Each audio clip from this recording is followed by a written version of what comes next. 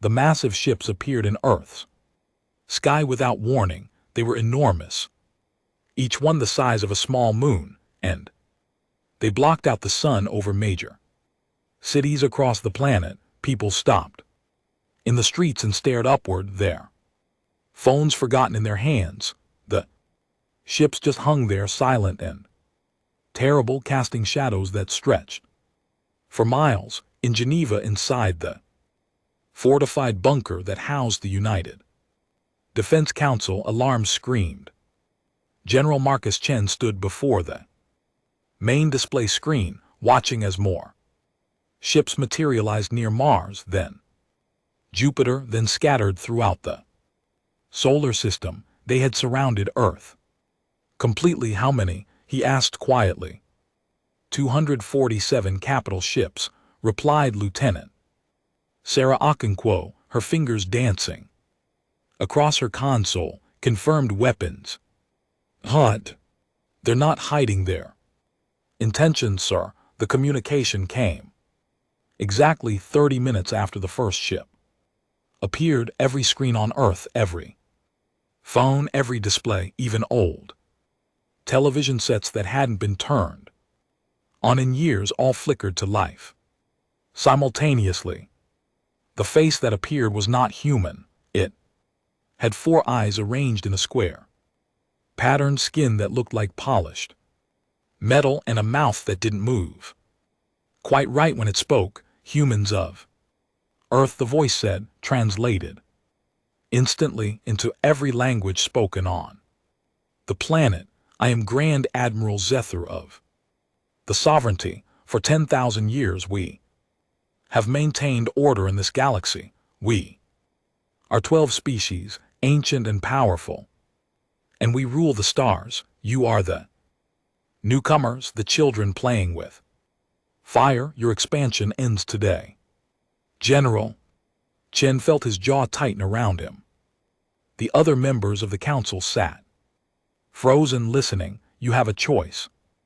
Zethar continued. Submit to the sovereignty, become our vassals.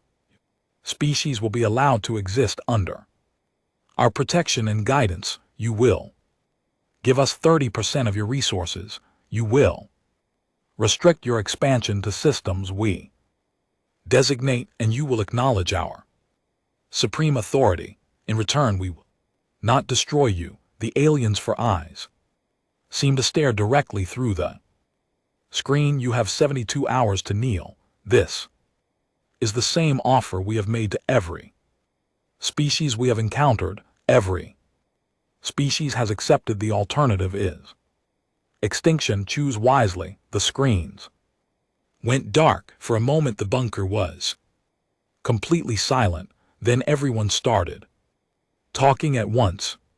President Amara Osi of the African Union stood up, her face pale. They're serious. Look at those ships. We can't fight that. They expect us to surrender, said Chancellor Wei from the Asian coalition. Just like that. 72 hours. Have any of our weapons been effective against their shields?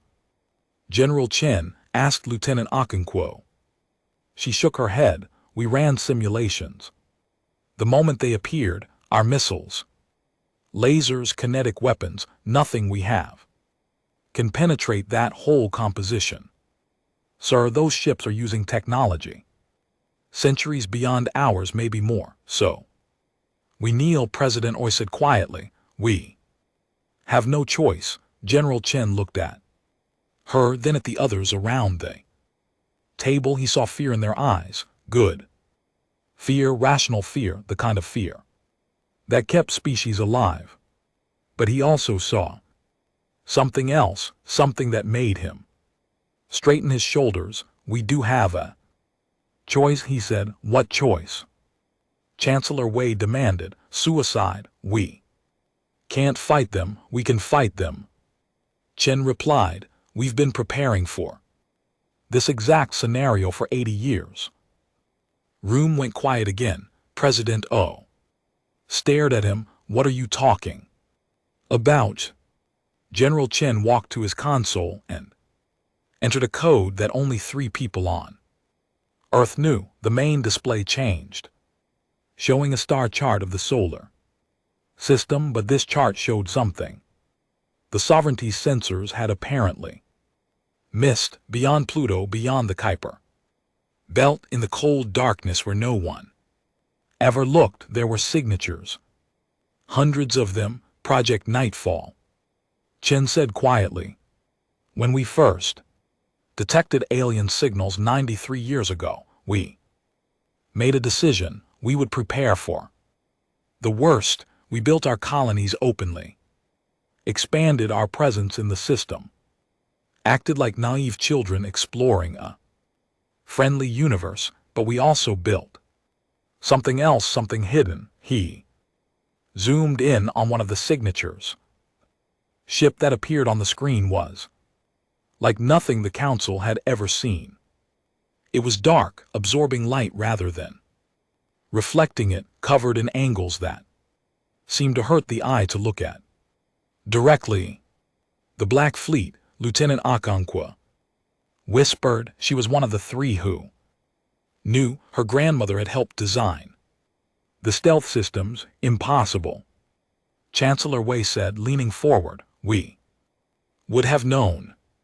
The budget, the resources, the personnel were hidden in plain sight. Chen interrupted. Mining operations that extracted more than they reported, colony ships that carried more than colonists, research stations studying deep space phenomena that were actually building shipyards, volunteers who trained their entire lives in secret, waiting for a war they hoped would never come. He looked at each council member in turn. The sovereignty thinks we're helpless because our visible fleet is small and primitive.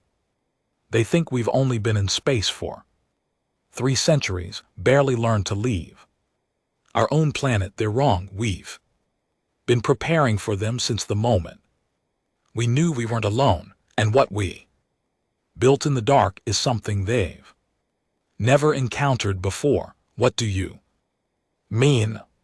President Oy asked. Chen pulled up another display. It showed battle records from the sovereignties, conquest data that human intelligence had painstakingly gathered over decades. The sovereignty has never lost a war, he explained. Every species they've encountered either submitted or was destroyed, but look at how they fight. Energy shields, heavy armor, massive firepower. They fight like ancient battleships, trading blows until one side breaks. It's effective because every species they've conquered fights the same way. He smiled, but it wasn't a pleasant smile. The Black Fleet doesn't fight that way. Every ship is completely invisible to their sensors. Total stealth and real space combat, something the sovereignty's own scientists declared impossible. We don't have their shields or their firepower, but we have something better. They can't see us. They can't track us. They can't fight what they can't find. You're talking about attacking them, Chancellor Wei said slowly. Actually attacking the sovereignty. I'm talking about teaching them that Earth doesn't kneel. Chen replied. President Oyi stood up, her hands shaking slightly. General, even if this Black Fleet exists, even if it works as you say, they have 12 species, 12 ancient civilizations with thousands of ships. We're one planet. Yes, Chen agreed. One planet that unified completely 200 years ago. One planet that spent every day since then preparing for this moment. One planet that learned every lesson from every war we've ever fought against each other, and built something designed specifically to kill things that think they're invincible. He gestured to the communication console. They gave us 72 hours to kneel. I say we give them a different answer. What answer? Lieutenant Okonkwo asked, though from her expression she already knew. General. Chen's smile widened. Come closer. The vote was taken. It was not unanimous, but it was decisive. Earth would not kneel. Earth would fight. The response was prepared and transmitted on every frequency the sovereignty had used. Just 2 words in every language. The sovereignty spoke. Come closer. Aboard his flagship, Grand Admiral Zethor received the message. He read it 3 times, certain there must be some mistake.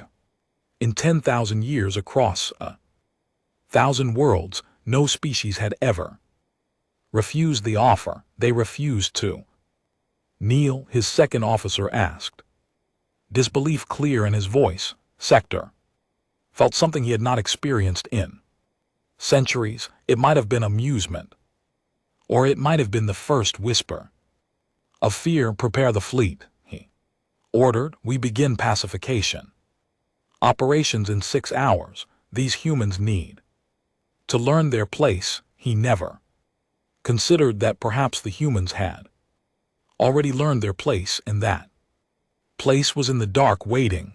The sovereignty's third fleet moved toward Mars with absolute confidence. 20 warships, each carrying enough firepower to sterilize a planet, advanced perfect formation.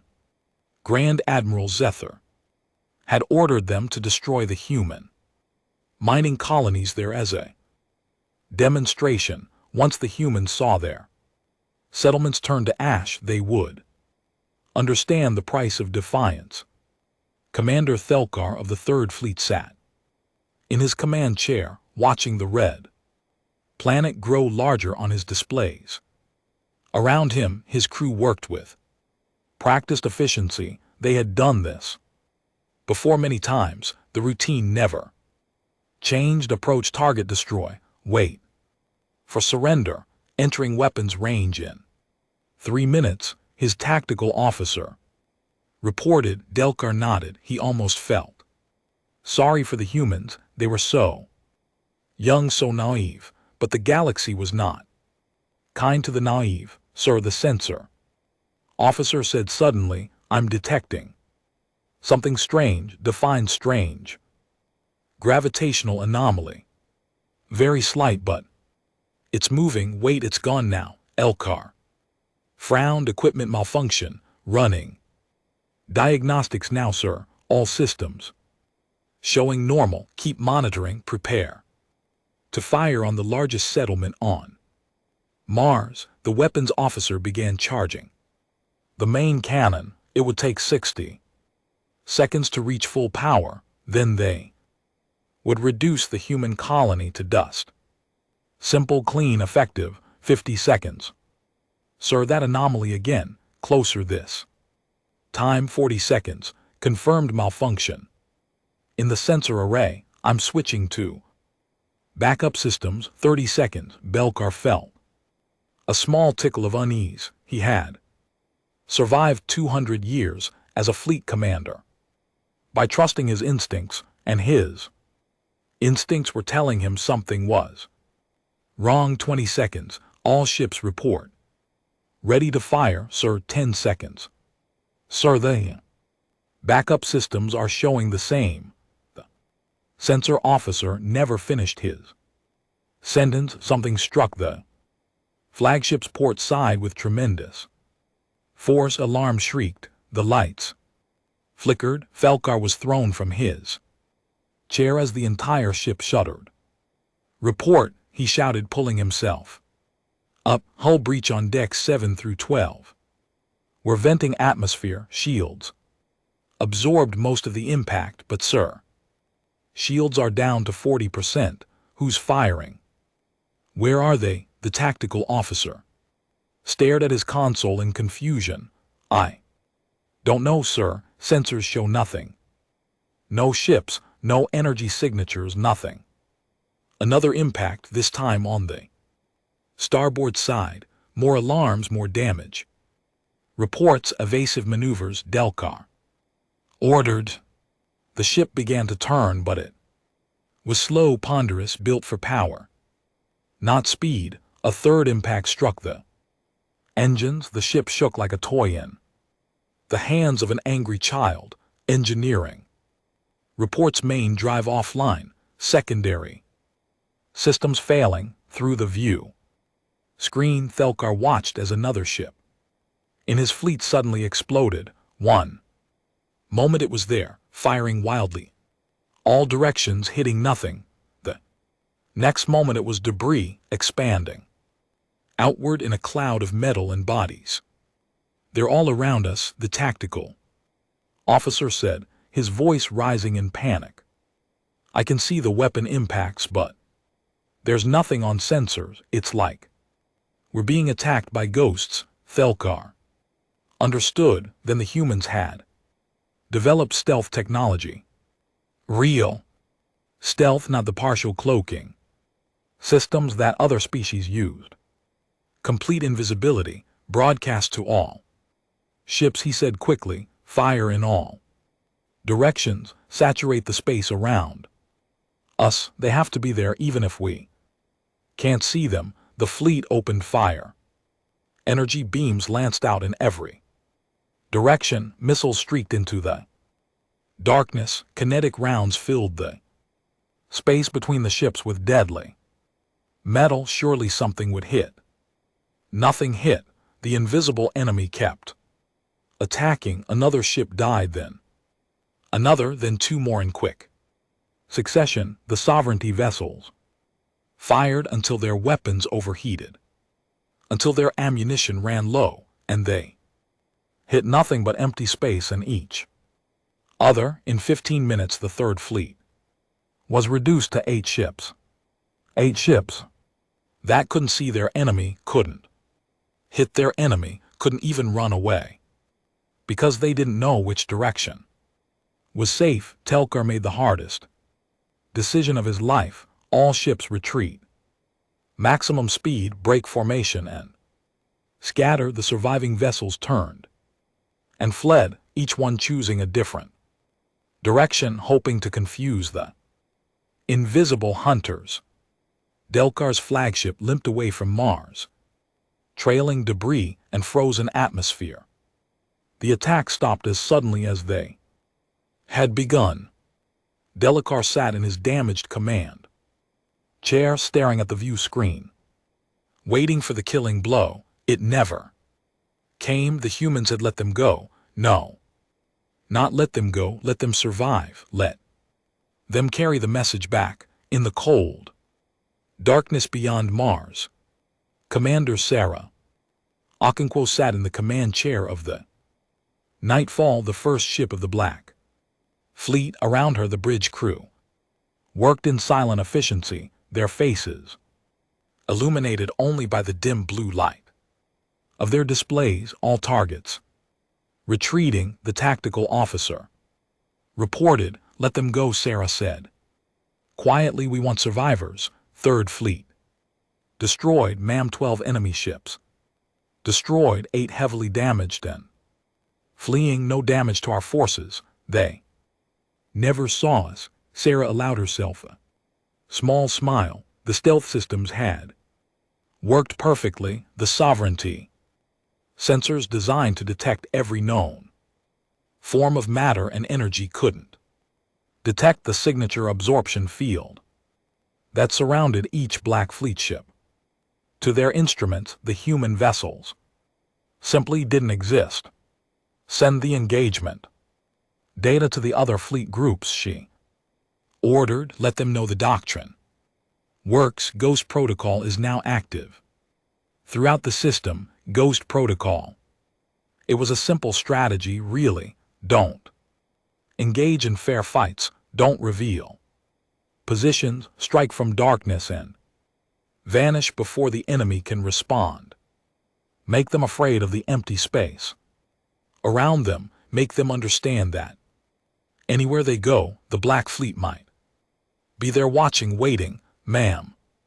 Receiving transmission from Earth Command. General Chen sends his congratulations and orders us to proceed to Phase 2. Phase 2 meant taking the War to them, the sovereignty had. Colonies throughout the solar system.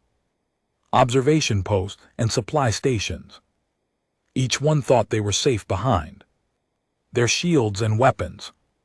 Each one was wrong. Plot a course for the sovereignty. Base on Europa, Sarah said, silent. Running, we're ghosts, people. Let's remind them what ghosts do. They. Nightfall slipped away into the darkness, invisible and deadly aboard his flagship, Grand Admiral Zethar received the reports from the Third Fleet with growing disbelief. 12 ships destroyed by an enemy that couldn't be detected. Impossible, but the evidence was there in the damaged hulls, the dead crew, the terrified survivors. How? His chief scientist asked, studying the data. How can they hide from our sensors? We can detect anything that exists in normal space, matter, energy, even quantum fluctuations. There's no way to be completely invisible, and yet they are, Zethar said grimly, which means our assumptions were wrong. He pulled up the intelligence reports on humanity. 3 centuries in space, primitive. Faster than light drives, limited. Colonial expansion, weak military presence, every indication suggested an easy conquest, but those reports were based on what the sovereignty could see. What if everything they saw was a lie? What if the humans had been hiding their true strength all along? Recall all fleets to defensive positions around our core colonies. Zethar send out patrol ships in groups, never alone, and scan everything. I don't care if it looks like empty space, and scan it anyway, sir. The council is demanding an explanation. They want to know how a single young species is causing us casualties. Zethar's mandibles clicked in frustration. The council, the ruling body of the 12 sovereignty species, did not understand military matters. They understood only victory and tribute. They had never experienced defeat. Tell the council that the situation is under control, he said, though he wasn't sure. He believed it himself. Tell them we are adapting our strategy to counter this new threat. What he didn't tell them was the cold fear growing in his chest. Sovereignty had ruled the galaxy for 10,000 years through overwhelming force. They had never needed to be clever, never needed to adapt, because raw power had always been enough. But you couldn't apply power to something you couldn't see. Over the next 3 days, 17 more sovereignty ships disappeared. They sent distress calls, reported being under attack, and then went silent. Search parties found only debris. Sovereignty flooded the solar system with sensor drones trying to find the human fleet. The drones found nothing. The ghosts were everywhere and nowhere. They struck without warning and vanished without trace, and slowly, inevitably, the mighty sovereignty learned what it meant to be afraid of the dark. The intercepted communication was not encrypted. The humans wanted the sovereignty to hear it. Grand Admiral Zethar listened to the recording for the 3rd time, trying to understand the meaning behind the words. 2 human fleet commanders discussing their next target, their voices calm and professional. The installation on Titan has approximately 400 personnel. The first voice said, military and civilian. Mixed, standard doctrine applies. Confirmed. The second voice replied, we'll leave survivors to spread the word. Fear is more effective than death. Agreed. Remember, we're not trying to win territory. We're teaching a lesson. Every ship every base we destroy, every sovereignty species that watches their protectors fail, they all Learn the same thing, Earth doesn't. Neil, the transmission ended. Zethar sat in silence for a long moment. They're not fighting a war, his intelligence officer said quietly. They're conducting a terror campaign. Zethar nodded slowly. He had studied thousands of conflicts across galactic history. He understood warfare in all its forms, but this was something different. The humans weren't trying to conquer sovereignty, territory, or capture resources. They were systematically destroying the sovereignty's reputation. Pull up the communication intercepts from the member species, he ordered. The displays filled with messages, broadcasts, and reports from the 12 species that made up the sovereignty. Zethar read through them, and what he saw made his blood cold. The Kresh were questioning why they paid tribute to a sovereignty that couldn't protect them. The Valen were secretly negotiating with 3 other species about forming their own defense pact. The Drex had stopped sending their required resource shipments entirely. The sovereignty was fracturing. How long has humanity been in space? Zethar asked suddenly. His intelligence officer checked the records. 307 years, sir. First faster than light trip was to Alpha Centaurian. No, Zethar interrupted. How long have they been unified? When did their entire species come together under one government? The officer searched deeper into the files. 214 years ago, sir.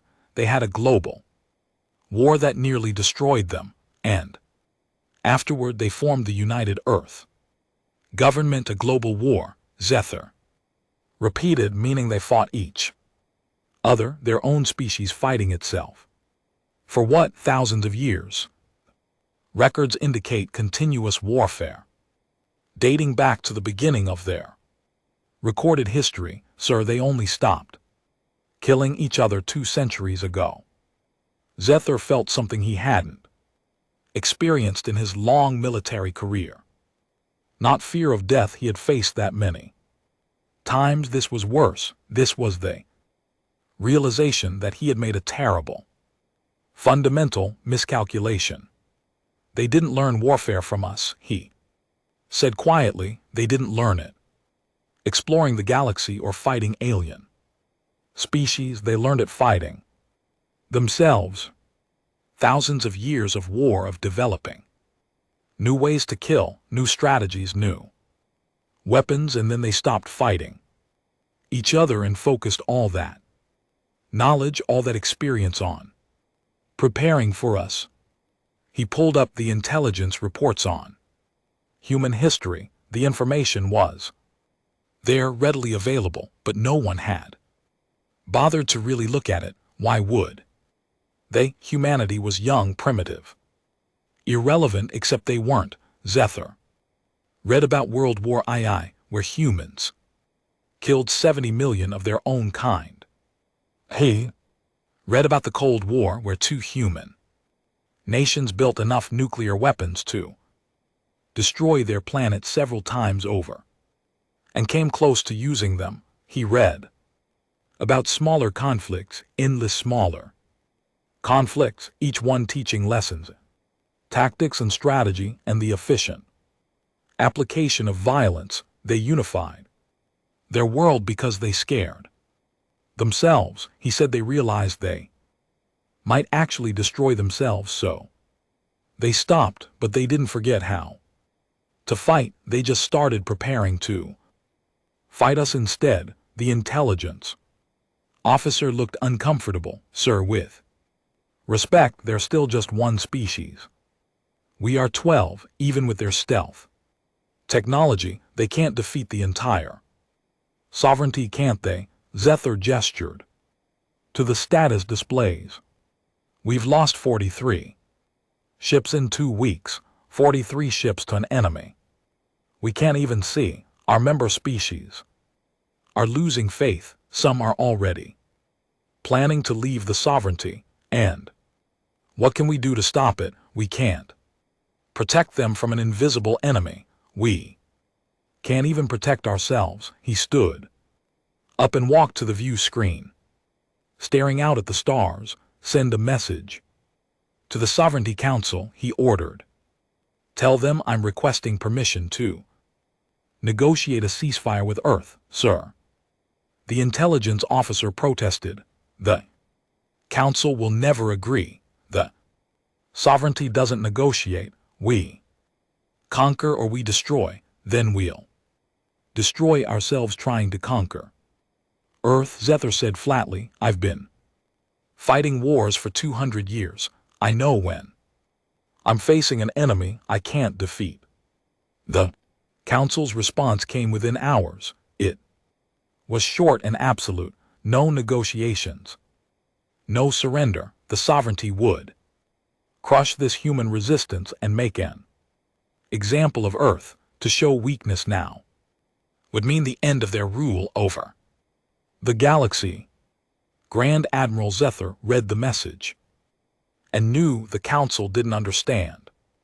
They thought this was like previous conquests where overwhelming force eventually broke the enemy's will. They didn't understand that humanity's will couldn't be broken because humanity had been trying to break itself for thousands of years and had failed.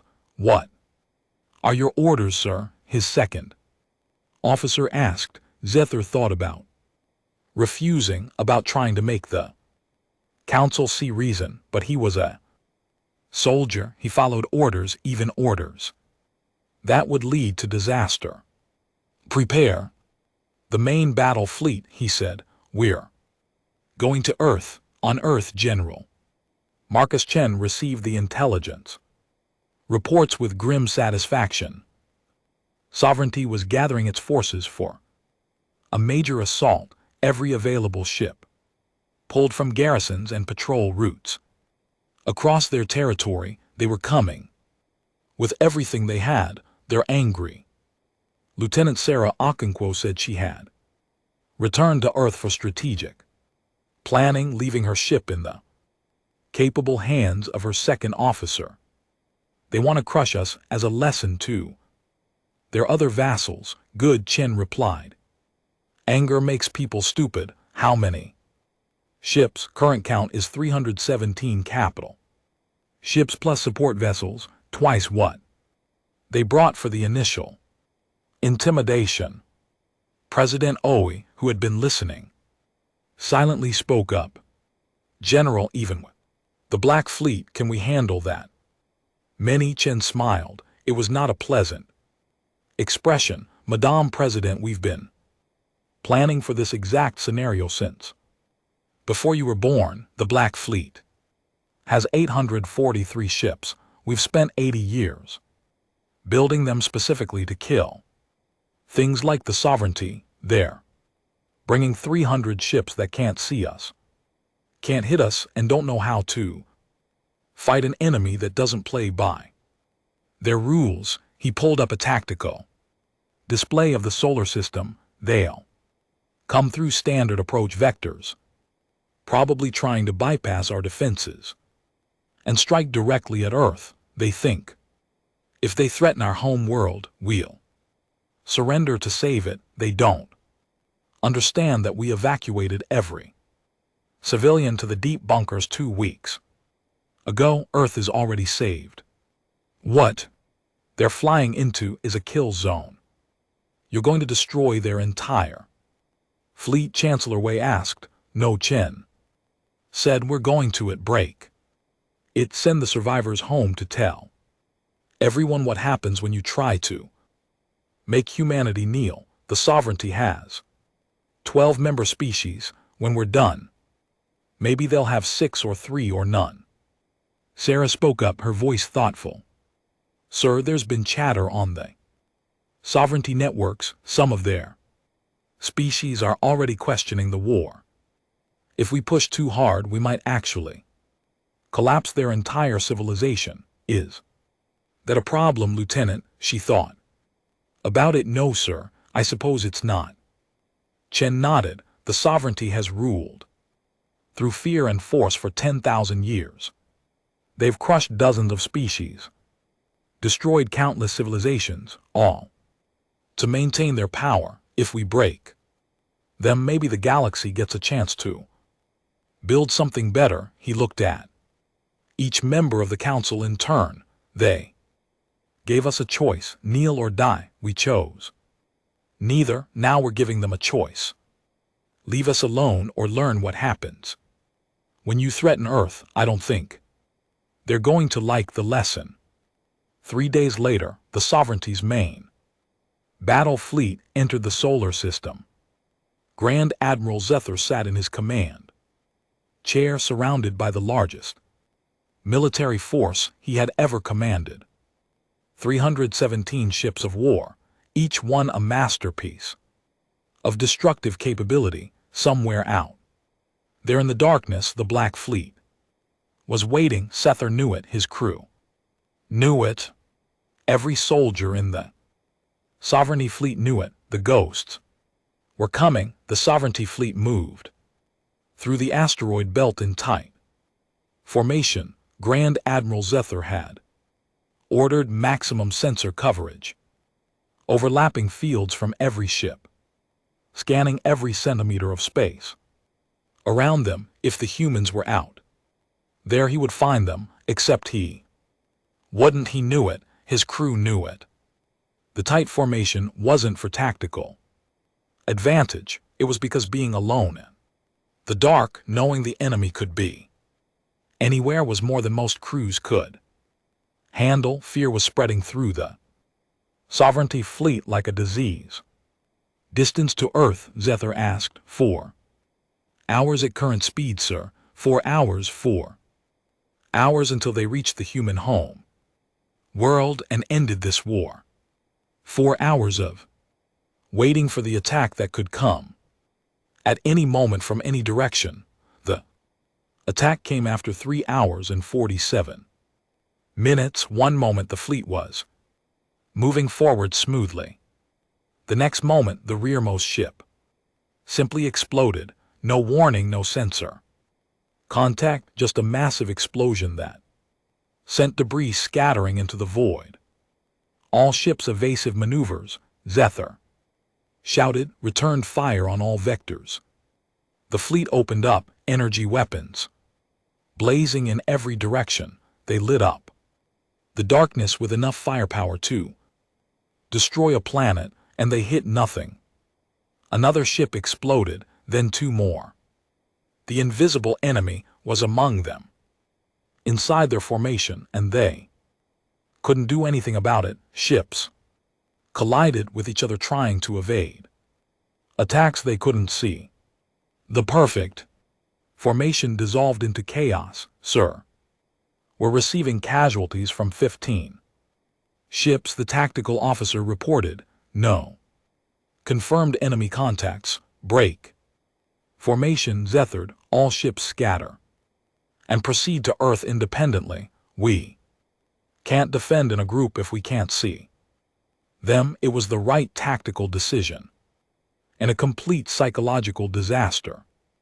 The moment the formation broke, the moment each ship was on its own, the fear became overwhelming. Sovereignty crews had trained their entire lives to fight in formation, to rely on the ships beside them. Now they were alone in the dark with ghosts. The Black Fleet struck without mercy. They didn't destroy ships cleanly, they crippled them. They would hit the engines, leaving a vessel drifting and helpless, or they would breach the hull in multiple places, forcing the crew to seal sections and abandon parts of their own ship.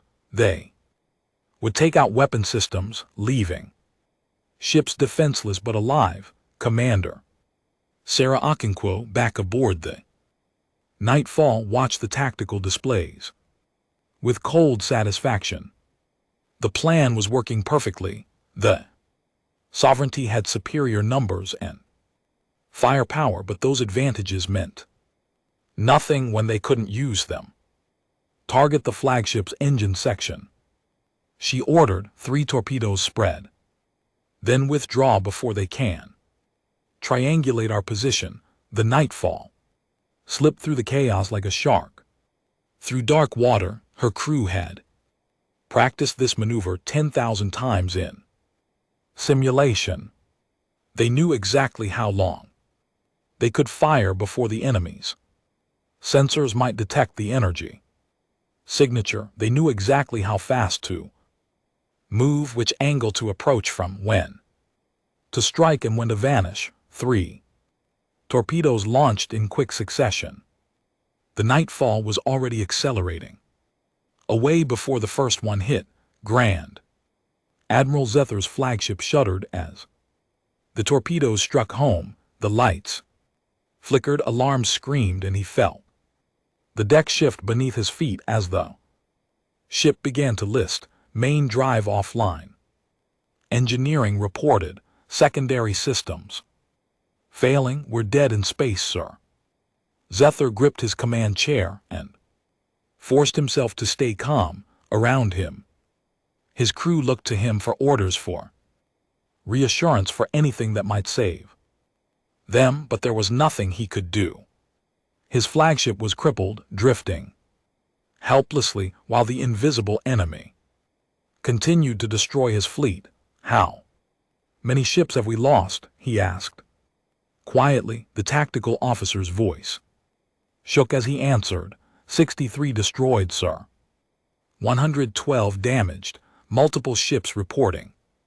Their crews are refusing to continue the advance. They're requesting permission to retreat. 175 ships out of action in less than an hour. The largest fleet the Sovereignty had assembled in centuries, reduced to scattered, terrified survivors. Grant permission, Zether said. All ships retreat, fall back to the outer system. We need to regroup, sir, his second officer said carefully. If we retreat, the council will. The council is not here, Zether interrupted. The council is not watching their fleet die ship by ship to an enemy they can't fight. Order the retreat. The surviving Sovereignty ships turned and fled. Some limped away on damaged engines, others abandoned their crippled vessels entirely. Crew evacuating to support ships. The great armada that had arrived to crush Earth retreated in disorder and shame. The Black Fleet let them go again. On Earth, in the command bunker, General Marcus Chen watched the tactical display and allowed himself a moment of satisfaction. Sovereignty fleet is in full retreat. Lieutenant Okonkwo reported from her station. Casualties estimated at over 50%. Remaining ships are scattered across the outer system. Excellent, Chen said. Phase 3. President OC looked at him sharply. And GT, Phase 3. And GT, General, we've defeated them. They're retreating. Isn't it time to negotiate? With respect, Madame President, we haven't defeated them. We've bloodied them. There's a difference. Chen pulled up a star chart showing not just the solar system, but the entire region of a space the Sovereignty controlled.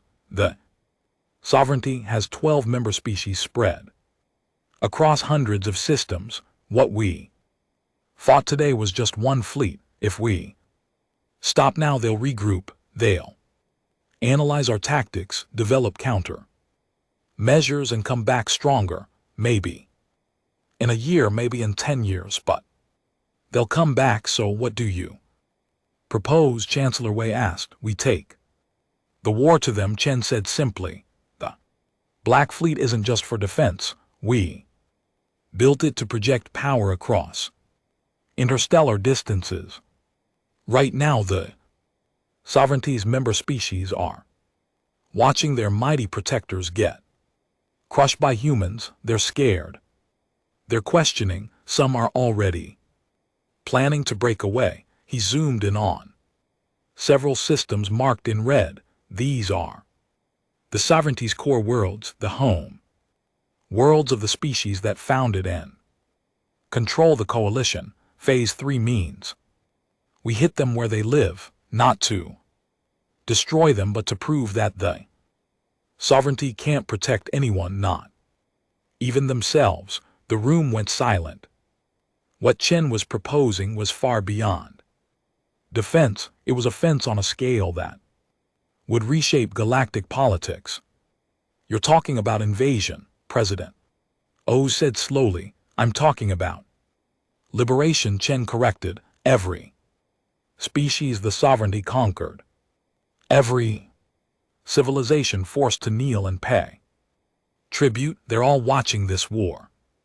When we strike the core worlds, when we prove the sovereignty is finished, those species will rise up. The empire will collapse from within, and if it doesn't, Chancellor Wei asked, if they unite against us, Qin smiled grimly, then we'll fight 12 species instead of one. Coalition, honestly I like our chances better that way. The sovereignty strength was unity. Break that unity and they're just a dozen scared civilizations trying to hide from the ghosts. The council debated for 6 hours. In the end, they voted to approve Phase 3. The Black Fleet would take the war to the enemy's doorstep, 5 light years away. On the Sovereignty Council's home station, panic had set in. The 12 species that ruled the galaxy watched the reports from the Sol system with growing horror. Their fleet, their mighty armada, had been shattered by a species they had dismissed as primitive.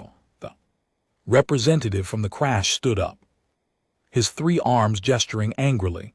This is unacceptable. We pay tribute for protection. Where is our protection now? The humans have developed unexpected technology, the representative said carefully, but they are still just one species. We can what? The crash interrupted. Send another fleet for them to destroy. We've lost hundreds of ships. Our military is crippled. And for what? To conquer one stubborn planet. The principle is important, the Drex representative argued. If we allow one species to defy us, others will follow. The sovereignty must maintain its authority. What authority? The crash was almost shouting now. We look weak. We look foolish. My people are already questioning why we remain in this sovereignty when it cannot even defeat humans. Arguments erupted across the council chamber. Accusations flew. Ancient alliances cracked. The unity that had held the sovereignty together for 10,000 years was fracturing, and everyone could feel it. In a small observation room above the chamber, Grand Admiral Zether watched the chaos with sad understanding. He had been recalled to explain the defeat, to account for the losses, to somehow make sense of how everything had gone so wrong, but he couldn't explain it. How could he make them understand that humanity wasn't just another species to conquer, that humans had spent their entire existence learning how to kill efficiently, and now they had turned that expertise against the stars. The humans had done something they sovereignty never expected. They had refused to play by the rules. They had fought not for territory or resources or honor, but simply to teach a lesson, and the lesson was this: Earth does not kneel. Zether thought about the intercepted communications, the human commanders calmly discussing their tactics, their doctrine. Fear is more effective than death, they had said. Every crippled ship, every retreating fleet, every moment of terror, darkness, it was all calculated. The first core world to fall was Crash Prime. The Black Fleet appeared in orbit without warning.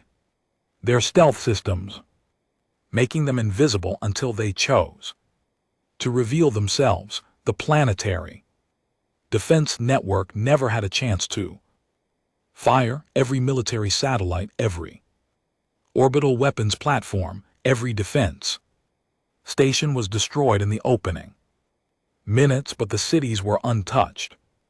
The civilian infrastructure was untouched. The billions of crashed people on the planet below looked up at their sky and saw nothing but the burning wreckage of their protectors. Commander Sarah Okonkwo broadcast on all frequencies, her message simple and clear. People of Kresh Prime, we are the Black Fleet of Earth. We are not here to conquer you or harm you. We are here to prove a point. The sovereignty cannot protect you. They demanded we kneel, and when we refused, they tried to destroy us.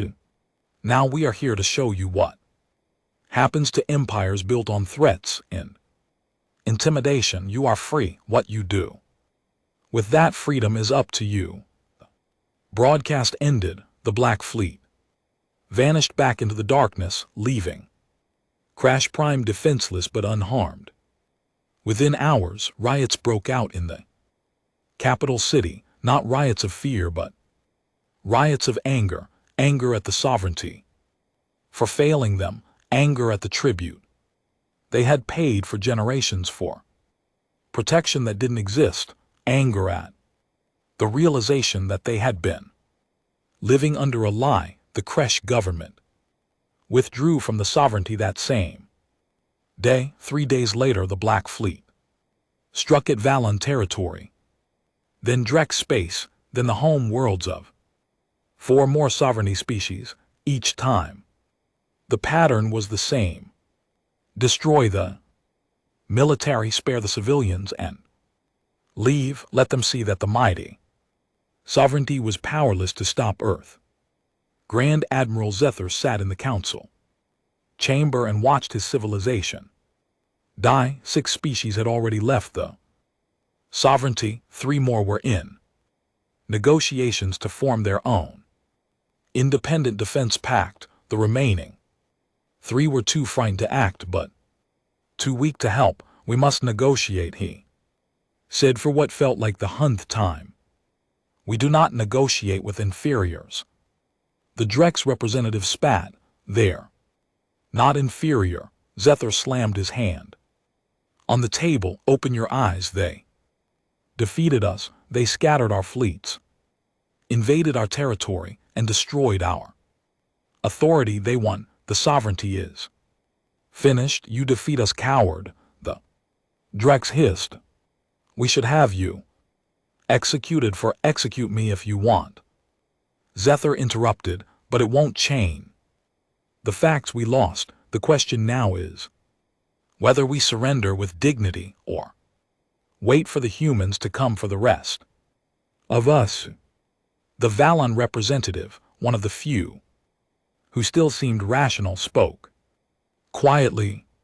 What do you suggest, Admiral? Contact Earth, offer to negotiate a peace treaty, acknowledge their independence and sovereignty, promise never to threaten them again, and pray they accept. And if they refuse, the Veling asked. Zethar met his eyes. Then we find out what happens when humans stop trying to teach lessons and start trying to win wars on Earth. General Marcus Chen read the sovereignty's peace offer with interest.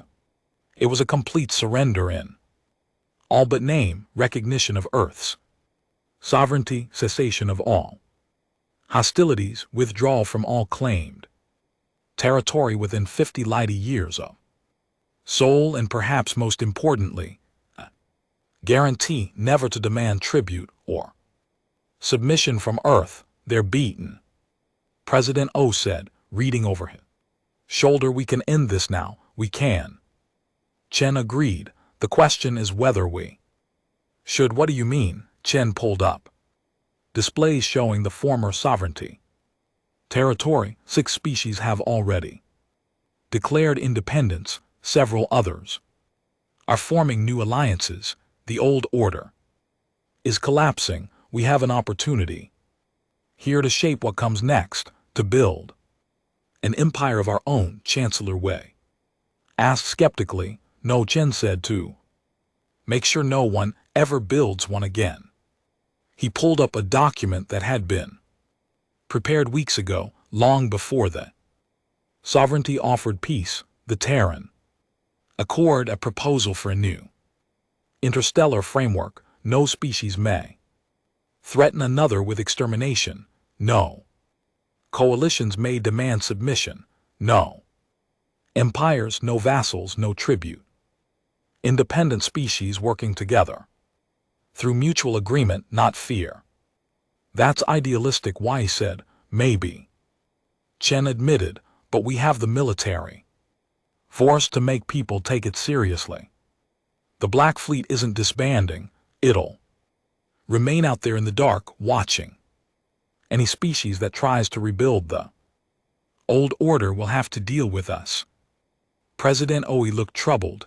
General, that sounds like we're setting ourselves up as galactic police. That's not much better than what the sovereignty did. The difference, Chen said carefully, is that we don't want anything from them. No tribute, no territory, no submission. We just want to be left alone. The Black Fleet exists to ensure that happens, if that means occasionally reminding ambitious species what happens when they threaten others. So be it. The debate continued for days. Finally, Earth's response was prepared and transmitted to the remnants of the sovereignty. The peace offer was accepted with conditions. Sovereignty would formally dissolve. Each member species would be recognized as independent, and all species, former sovereignty members and others, would be invited to sign the Terran Accord. Most signed within a week. A few refused, retreating to the outer edges of known space, nursing their pride in their resentment. The Black Fleet made note of their locations and continued its silent watch. Grand Admiral Zether, now simply Admiral Zether of the Valon Defense Fleet, sat in his small office and composed his memoir. It had taken him 6 months to find the words to understand what had happened, to process the fall of a civilization that had stood for 10,000 years. He wrote about the hubris of the sovereignty, the assumption that power would always be enough. He wrote about humanity, a species that had unified through necessity and prepared for war through paranoia. He wrote about the Black Fleet, ghosts in the dark that proved the most dangerous enemy was the one you never saw coming.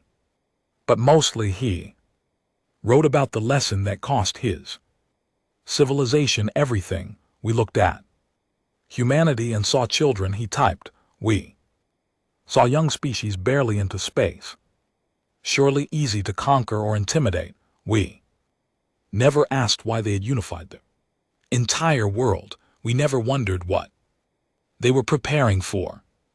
We never considered that a species that spent thousands of years learning to destroy itself might be very good at destroying others. He paused, thinking about the humans he had faced. General Chen, who planned campaigns like chess matches, Commander Okonkwo, who hunted starships like prey, all the nameless crew of the Black Fleet who fought with cold efficiency. The sovereignty believed in power. He continued writing.